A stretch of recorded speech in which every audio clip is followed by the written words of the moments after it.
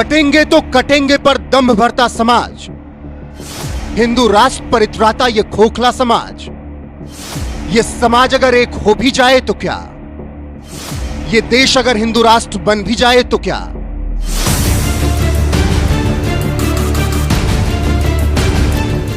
क्या उस हिंदू राष्ट्र में होगी एक समानता? क्या यह तय हो पाएगा कि उस हिंदू राष्ट्र में हम न बटेंगे न कटेंगे? इटावा में जो हुआ, शायद उसने तो यह बता ही दिया कि ये महलों, ये तख्तों, ये ताजों की दुनिया, ये इंसान के दुश्मन समाजों की दुनिया, ये दौलत के भूखे रिवाजों की दुनिया, ये दुनिया अगर मिल भी जाए तो क्या।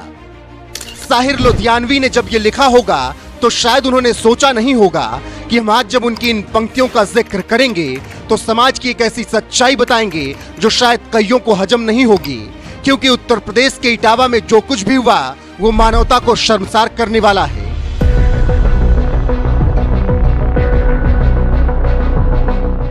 वो जाति के महिमा मंडन में डूबे लोगों के नकाब को उतार कर फेंक देने वाला है और उस खोखले समाज का सच दिखा रहा है जो बाहर से तो एक होने का गुरूर पालता है, लेकिन जब उसका सच सामने आता है तो नजारा इटावा के दांदरपुर गांव जैसा होता है।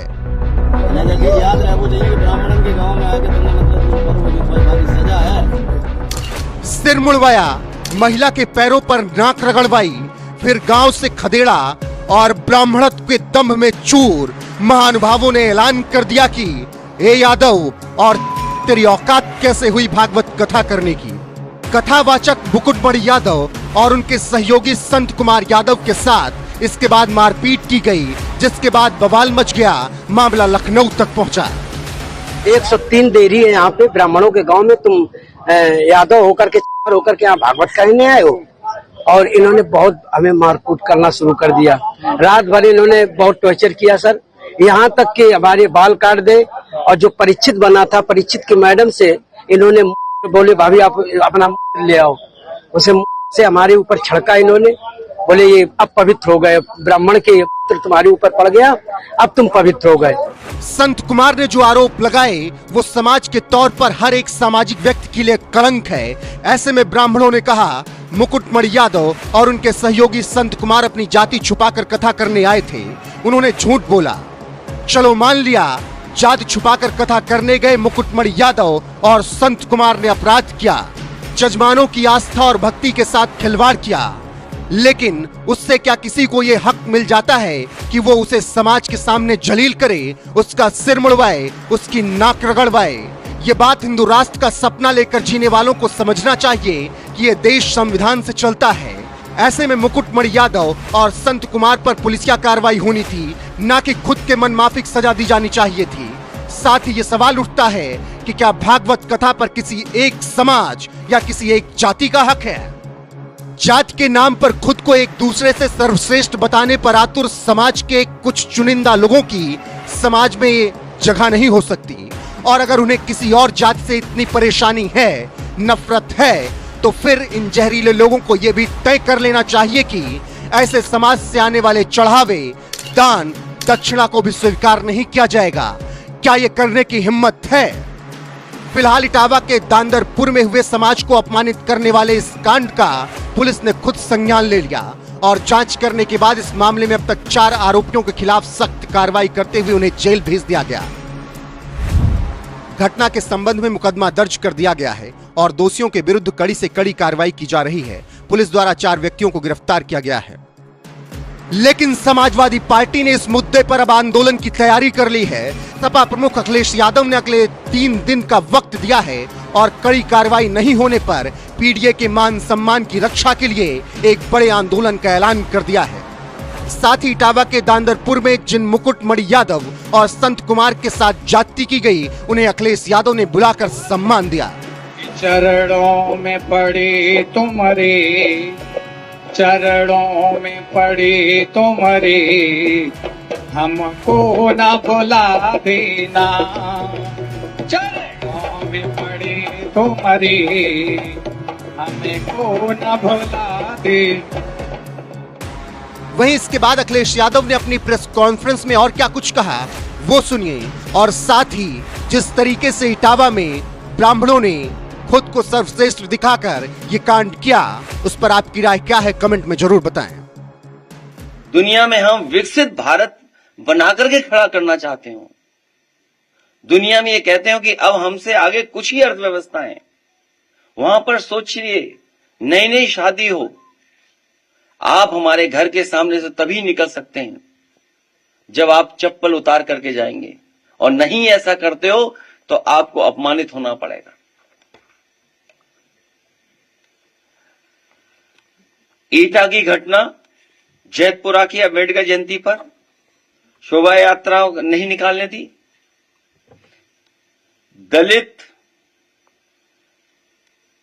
परिवार में शादी, बारात आई, बेटी की शादी में सत्ता समर्थकों ने बवाल किया, और फिर जब पुलिस आई तो पुलिस को न्याय देना था, न्याय नहीं दिया।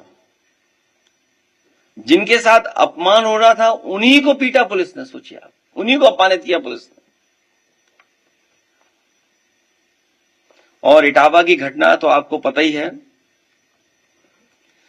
और ये सब इसलिए हो रहा है कि 2,500 लोग ही इसको सरकार को चला रहे हैं। 2,500 लोग पिछले 9 साल से, 20 साल से इधर उधर 2,500 ही लोग खेल खेल रहे हैं। हम इन कथावाचकों का धन्यवाद देते हैं कि हमारे बुलाने पर आए हैं,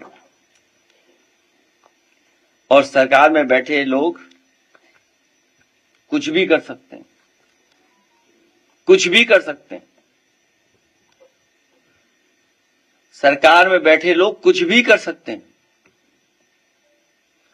नजर उतारने का तरीका तो हमने और आपने देखा ही।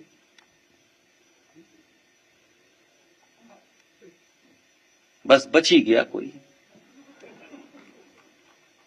मैं अपने कथावाचकों से कहूंगा 1 मिनट कुछ बजा करके सुना दें या गा दें।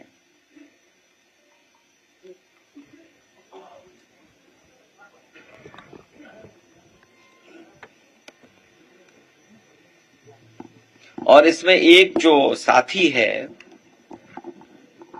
मैं तीनों के नाम ले दूं।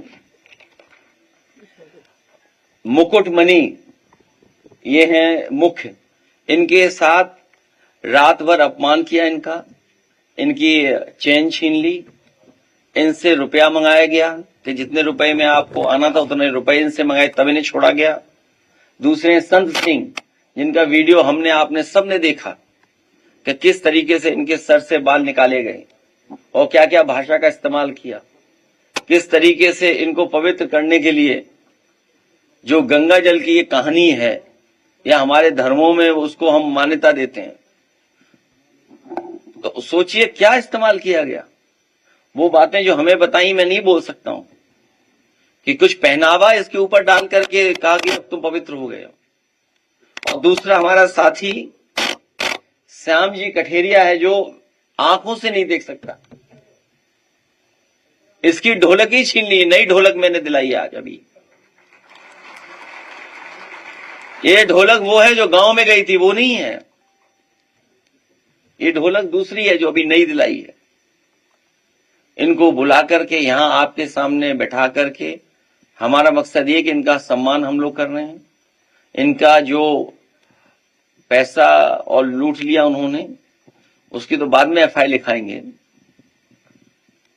जो कुछ है हम उनका सम्मान करेंगे। आप कहेंगे थोड़ा बजा के सुना दो।